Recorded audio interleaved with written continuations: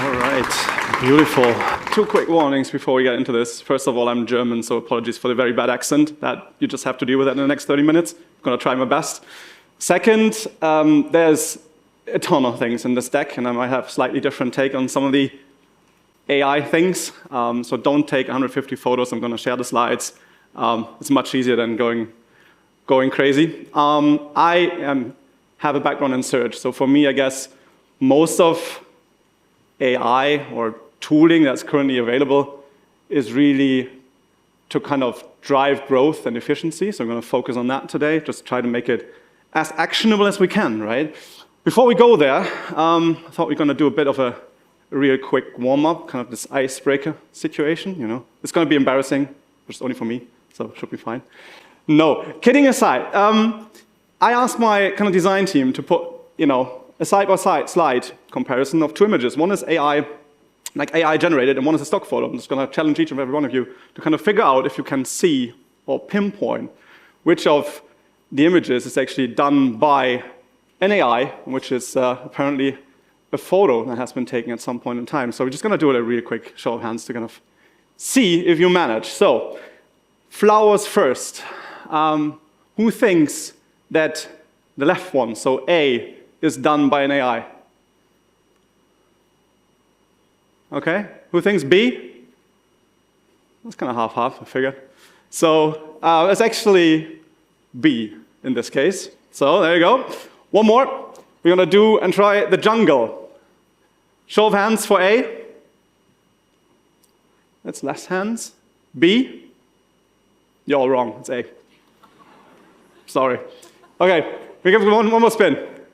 We have, you know, sunset or sundown or either way. Show of hands for A. Show of hands for B. B is less, but it's B. So, and that is the point, right?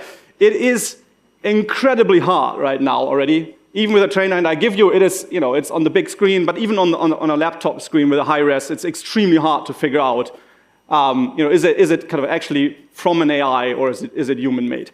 And I think if you've been playing with, and we're going to go through a whole bunch of tools and things and stuff, and there's always like source links on the bottom left later on if you want to, you know, play with it. Again, I promise I share the slides. But basically, if you have been, you know, using anything like, you know, Midjourney or, you know, even things like Dream Studio, which is done by Stability AI, there's really, really exciting stuff that you can do with it. And it all comes down to prompting or building prompts. If you're now wondering what the hell he's talking about, so essentially prompting is basically how we as humans can talk to an AI interface, at least right now. I mean, it's predominantly done by text.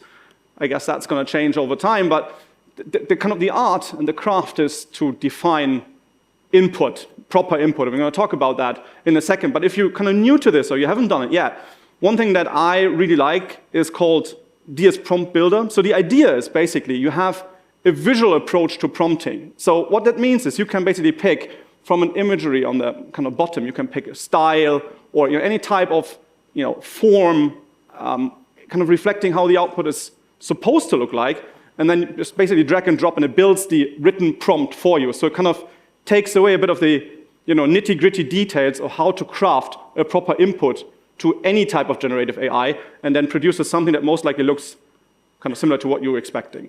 Or if you want to speed things up, and you're just lazy or, let's say, efficient, it's a platform called PromptBase, if you haven't seen it yet.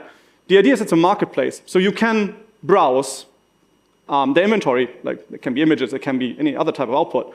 Once you like it, you can buy, like for, you know, a tiny cent or euros, you can buy the prompt that actually has generated that output. So it just helps you to speed things up, or basically kind of can help to educate your teams, really. I think that's what it's all about right now. It's like, if you know, we have been using Google and other search engines for like 20 plus years. Prompting is not like typing in one or two single words into a generative AI. That's very, very different. You probably won't get any decent results. So this is why I think this is such an important topic to understand, how to build and craft prompts. And also later on I have some ideas how you could potentially do that for, you know, ChatGPT and others, just to kind of really get to something that's somewhat usable, right? But before we go there, some more real-world use cases on images. I promised a ton of things to kind of just walk away with. If you're using any type of product imagery, Flare AI is something that I really like. So we have a client that basically does, they're a large supermarket chain, and they take their products every week into like a different kind of environment. So like, let's say they have a shampoo, and that is supposed to kind of stand on an island, these types of things. Normally, that would have cost like a whole bunch of money because they would have kind of set this all up. They need to do like the big photo shoot, they need the equipment, etc. Like a couple of €1,000. This is done literally in 5 minutes now. So quite cool approach to kind of go on that front. So I was challenging my designers. I look, what do I need you guys for if there's things like this? And I guess the answer is obviously you can't replace creativity right now. But a lot of the annoying tasks, like fixing images, removing objects from images, and these types of things, can be done with a click of a button, and that's what Clean Up Picture does really well. Or what I really like is this. So this is finally, beautifully looking QR codes. Go figure, right? Not the old ugly ones, but finally decent ones. And kind of the imagery part that you see in the middle, it actually works. You can scan it, hopefully at least. Otherwise, I'm going to kill someone. But hopefully it does work. But the really cool thing is, like, the middle section is basically generated out of a stable diffusion model.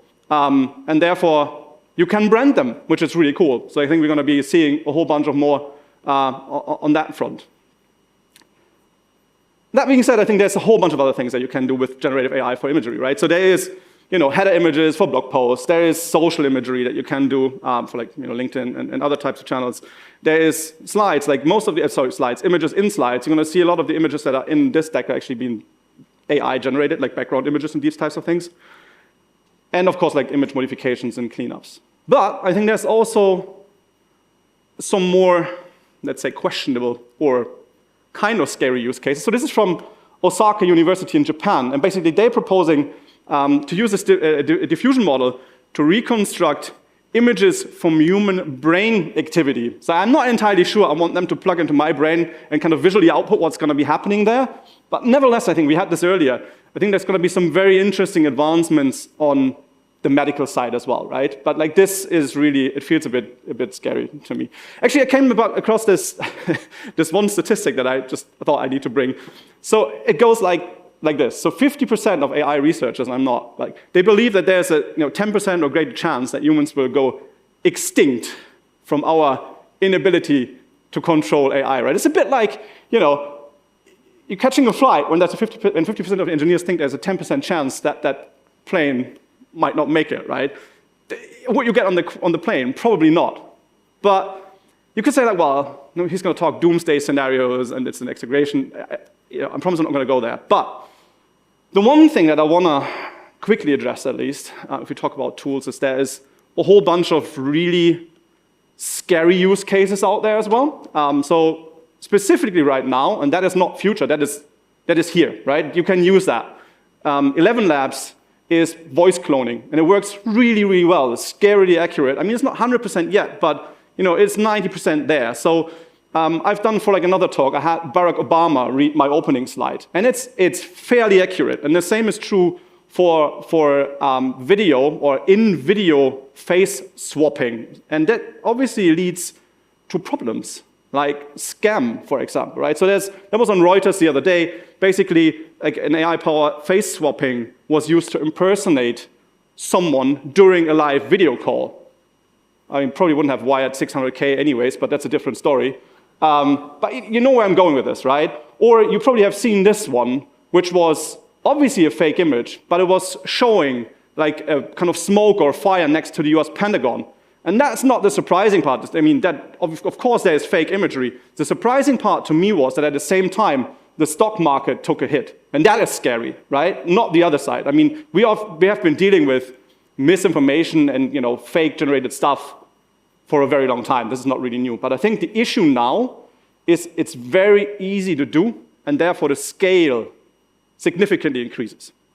So yeah, and I don't want to kind of go into like what's already out there that we probably don't have access to. So I think it's a scary time. But kind of a bit more theory before we really go into some of the other things. But I think what's really important to understand is a bit of the tech behind. I don't want to make this like a a huge theoretical piece. But I think what's important to understand is how large language models work, what they are, and what they're good at. And I think the important part here is basically these models, they don't write anything, right? What they do is they generate something, an output, based on training data that they have fed with in the past. So they're not, in any way, shape, or form creative. That's very important, right? And if you look into some of the things that happened in the past, and a lot of the stuff that has been released, so if you take, for example, Google's Mom and Bird, some of the models that probably have been talked about in the press quite a bit, it's fairly obvious why Google can say, especially from a marketing standpoint, again, I'm a marketer, right? One model is 10 times more powerful than the other. It predominantly has to do with the size of the model and the training data they have been fed with. So one has been trained solely on Wikipedia data, the other one has been trained with web crawl. I mean, obviously that web crawl has much more knowledge or much more data in there, so therefore a model is more powerful. I think more important though is training data quality in a way, not so much size. I mean, there are mega large models with trillions of parameters, but it's, at some point, that's not enough. You can't grow forever. It's not sustainable, right? There's a whole bunch of problems with large language models moving forward, right? There is issues with computing power, right? I mean, the gains are incremental, but costs increase exponentially. They're just not getting much better at some point anymore.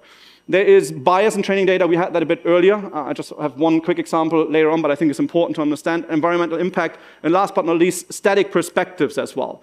So static perspectives, I mean, I guess you're familiar with when OpenAI pushed out their first models back when. The issue was, and still is, that obviously the data is not recent, it's not fresh. There's always a couple of months where your stuff is missing. This is why you can't use a large language model for anything recent, with the exception of, right now, if you use ChatGPT, there's a browsing extension, then you can, but generally the models have static perspectives. On bias, this is a very, very sad example, but I think it's worth mentioning it anyways. It's from Amazon. They kind of tried to build an AI for recruiting, I think, in simple terms. They fed it with a whole bunch of CVs from the last 10 years. Tech industry at that point in time being fairly male-dominated. Sadly, obviously what's going to happen, that model, and that's true for anything machine learning, right? That's the problem. Garbage in, garbage out. So women's CVs in this case didn't make it through selection. Go figure. But that's not a problem with the model. It's a problem with shitty training data, right? This is nothing new. Anyways, important point here, I think, is don't trust those things blindly. Always question. This is very important. And no matter what you use now, there is problems with and disadvantages with most of the tools out there. They might give you a gain, but they also have all their weaknesses. So now the fun part. I have a favorite new website. There's an AI for that.com. Because literally there is. I kid you not.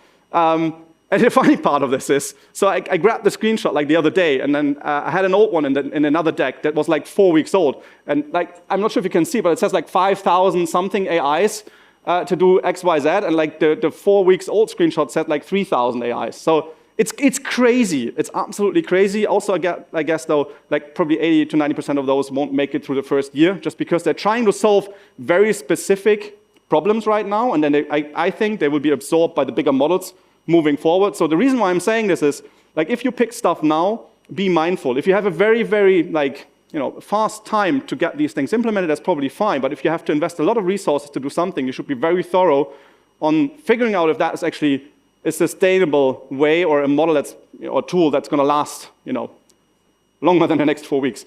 And also, speaking of using tools, confidentiality and data protection. I'm not a lawyer, but I just probably should say that anyways. You don't want to be the next Samsung, right? Where people dump in unreleased product descriptions or, even models and specifications of products that are not on the market.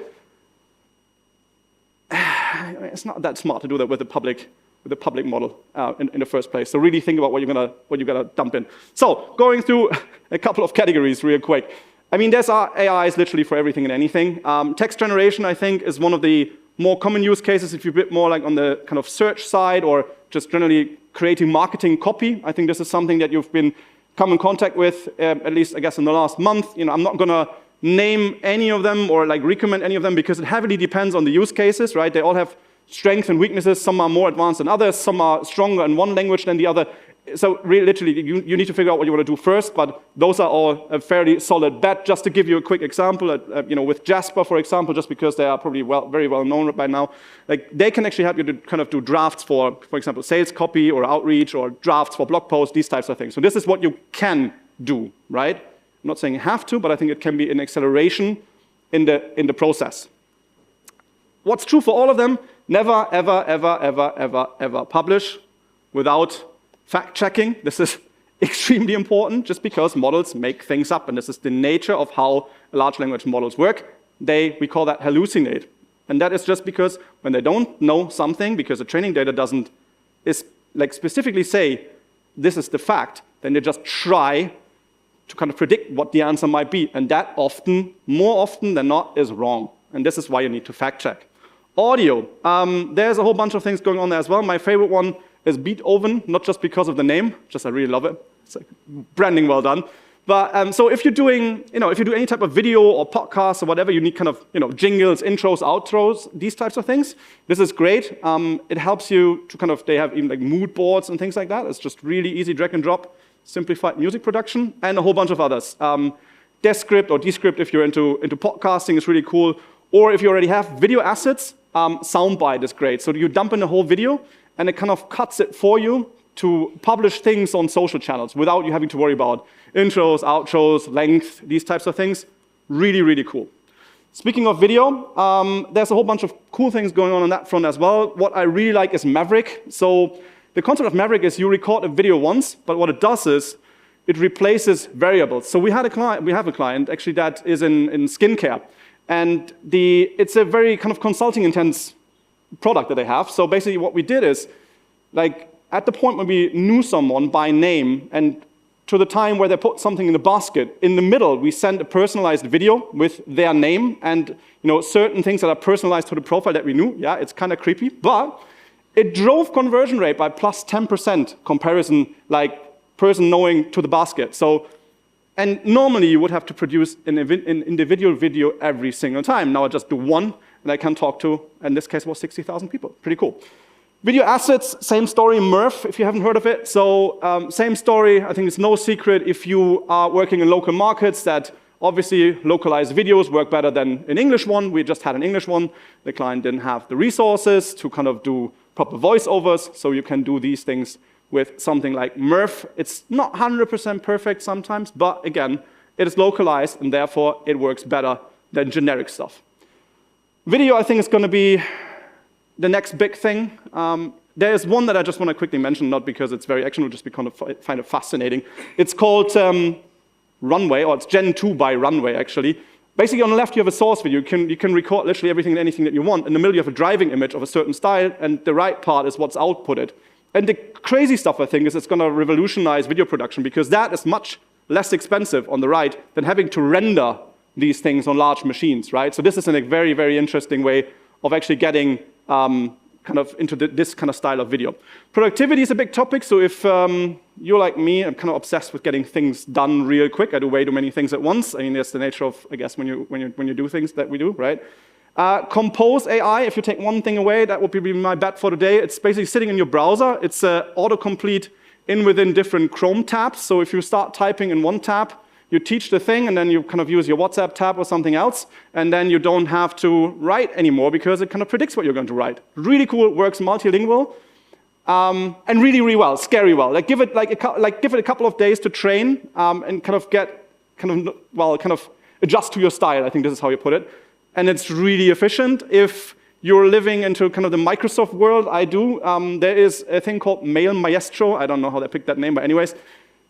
It's really cool. It brings OpenAI, the large language model, into Outlook. And there's one thing that I love, because I get way too many emails, and I get, these email threads, they're crazy long. There's 500 people on this thing, and you have no idea what people are talking about. You feel my pain? Yeah? Anyone? It has, that's on the bottom right, it has action point extraction. I love this. It's my favorite new time saver on things. So it kind of does a summary, and it tells me what I need to know from this insanely long email conversation based on the summary function that runs through OpenAI's large language model. One click of a button. So I love this. I'm obsessed with it. If you're better than me, and I hope you are, in terms of LinkedIn at least, I'm lazy, but building, obviously a brand on LinkedIn is kind of a key pillar of growth, right? And so there's a platform called Taplio, which is really cool. So what they do is they basically plug into your profile, you could probably say, and then it kind of understands what you have interacted with, what you're going to interact with, and it kind of suggests stuff that you might want to post on LinkedIn, and it works scary well. I know LinkedIn does something similar as well. I hope Michelle is not here. It's going to be mad with me now saying that this is better than what they have right now, but anyways, give it a try.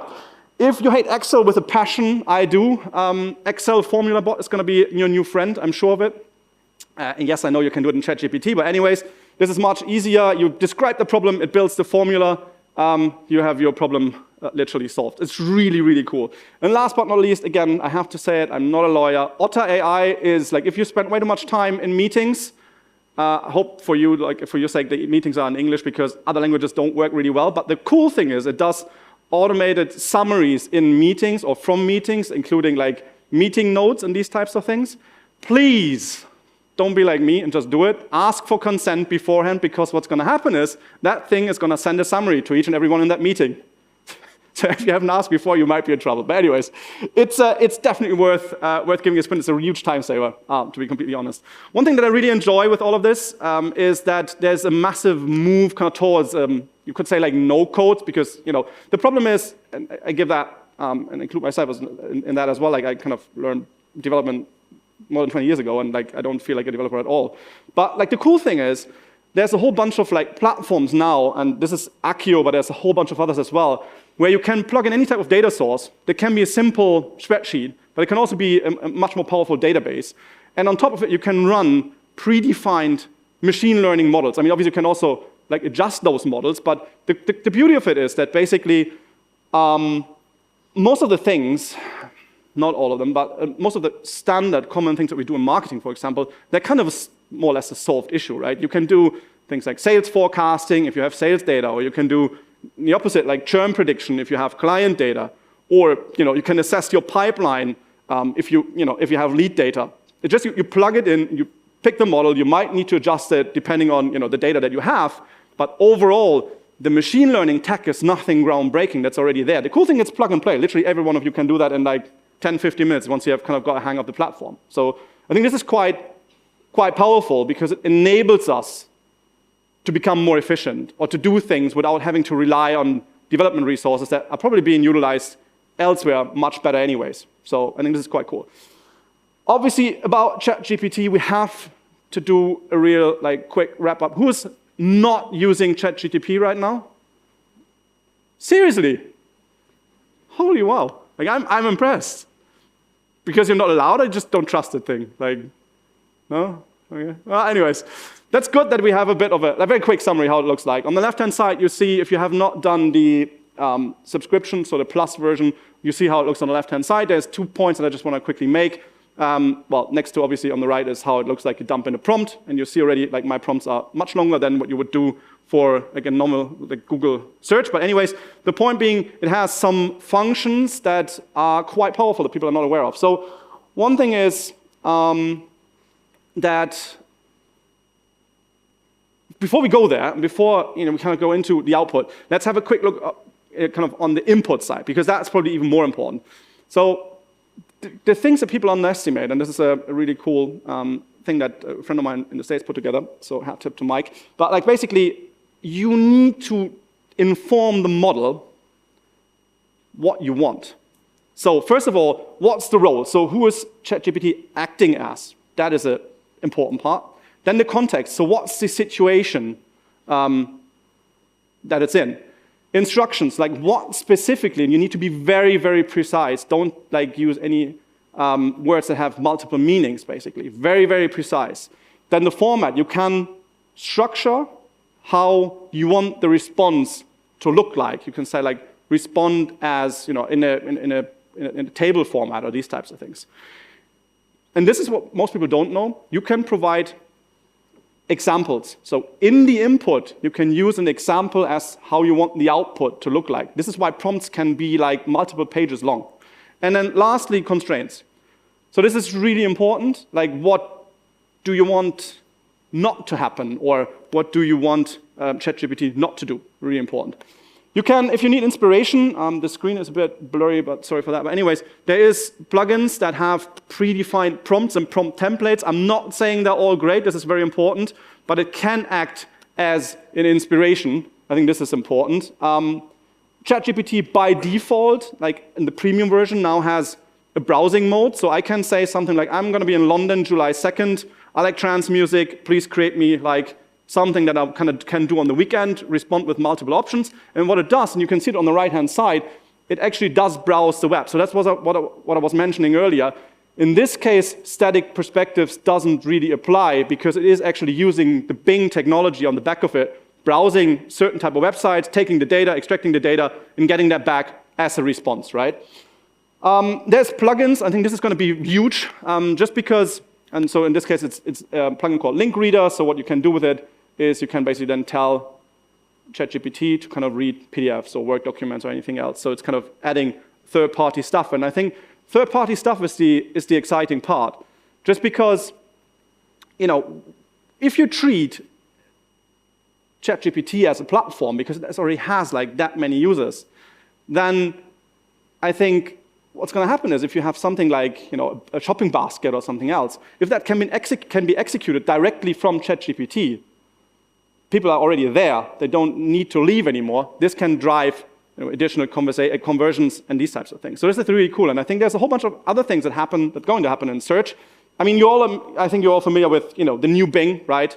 This is something that kind of, I think, kicked off most of the changes that we're seeing right now. There's a lot of questions like how are ad integrations going to look like, right? So there's, you know, sometimes they're ads, sometimes they are not, sometimes they look different. So these types of things, I think it's big question marks from a search marketing perspective. Naturally, Google has something as well, right? They have BART, which you can't, I mean, so I live in Germany, so there's no way to access it. That's what they say. There is actually, so just use a VPN, set it to, you know, the States, and you're good to go. There's also something we're working on that's called SGE, which is the Search Generative Experience. Again, same story. It's not publicly available. There's a waiting list. Link is in here. Same story. You need a VPN. If you haven't had a chance to kind of play with it, how it looks like is something like this. You ask a question, like tiny orange, you can eat whole. I got no clue how that thing is actually called. And then you get what's like their generative answer, right, with images and a whole bunch of other things. Or you ask, like, what's the most valuable tech startups in Scotland? And then it tells you it's apparently Brewdog and Skyscanner. And I was like kind of curious. So, you know, how is that with unicorns? And then you kind of do follow-up conversations like this. So what are the unicorn companies in Scotland? And it tells you there's apparently 3 of them. I haven't validated if that's true, though. Just saying. Why should you care? I think that's the question. I think especially from an SEO standpoint, I have no clue if that's going to be the same. Most probably not. It's probably going to change 5 million times until the end of the year. But the point is, I think obtaining organic traffic on the kind of informational side is going to become much, much, much harder moving forward. So if you've been relying on blog posts to drive like kind of any type of informational top of the funnel content, that might be an issue in the future. Same is true, obviously, for ads. I mean, Google is going to introduce generative AI for ads as well. I mean, that's what they at least said. Meanwhile, I mean, it's not there yet, but what you can do is you can do it yourself. So this is basically a Google Sheet from the guys of Optimizer in the States. What they've done is they plugged together the API of OpenAI. And the idea, if you're running responsive search ads with Google, you might be familiar with it, the more variants you have, the better they usually perform. So you dump in 1 or 2 versions, it generates the other 15 out of it, which is the maximum right now. So it's really easy, saves a huge amount of time. What they're also working on is a model called Gemini. I was kind of surprised that didn't really get much more attention. But the interesting part here is 3 things: multimodality, external tools and APIs, and memory capabilities. If you know, like, what the hell? So multimodality essentially is just like the AI can ingest knowledge and input from multiple sources. So images, videos, audio, gesture, etc. Which kind of leads, obviously, to the question, where are models being headed in the future, right? I think Amazon is going to be a part of the answer, for sure. I mean, they released a whole bunch of new things just very recently. They also said, like, I live off Amazon, right? So, like, the left-hand navigation drives me mental. It's such a garbage. You don't find anything. So I think for that, a replacement of something like a ChatGPT-ish style of approach might be good. We shall see. Microsoft, I suppose, is going to kind of go all in or continue to go all in. One thing, and this is just, I think I found it very interesting. The important part here is, I guess, that you and I and each and everyone else using Microsoft products is essentially kind of forced to interact with large language models on the back of it, just because all the Microsoft products like Office, Excel, etc., they have LLMs in the background. And the even more exciting part, I think, is that they do it natively on operating system level. So they move it up. So Windows 11 with a search bar is basically powered by a large language model in the future. So you might like it or not, but you just naturally are going to interact with a large language model in the future. I think models will also generate, I mean, they do to an extent, continue to generate training data just with the sole purpose of improving themselves. They will start to fact check because that's an issue right now. And I think we probably will be moving to a whole bunch of different types of architectures because right now the problem is with all the big models, like when you do a query, they need to run through the entire data points, and that's obviously not very sustainable considering that the models are continuing to grow. So therefore, if we can move to an architecture where it can only be like, I query part of that, then it's obviously much more efficient, right? And I want to kind of close this one with a post that you all should read. It's on the OpenAI blog, and I just want to cite one thing real quick because I found it fascinating. But they say successfully transitioning to a world with superintelligence is perhaps the most important and hopeful and scary project in human history. Success is far from guaranteed, and the stakes, boundless downsides and boundless upsides, will hopefully unite us all. I mean, meanwhile, we have, and this is a true project as well, we have AI-flown fighter jets, and I'm not entirely sure about this, but it said the jet was under the control of one of our 4 AI algorithms at any given time. Yeah, I'm not sure if that makes me feel any better. Are we ready for this? Honestly, I have no answer, but that's all I've got for today. Thank you very much.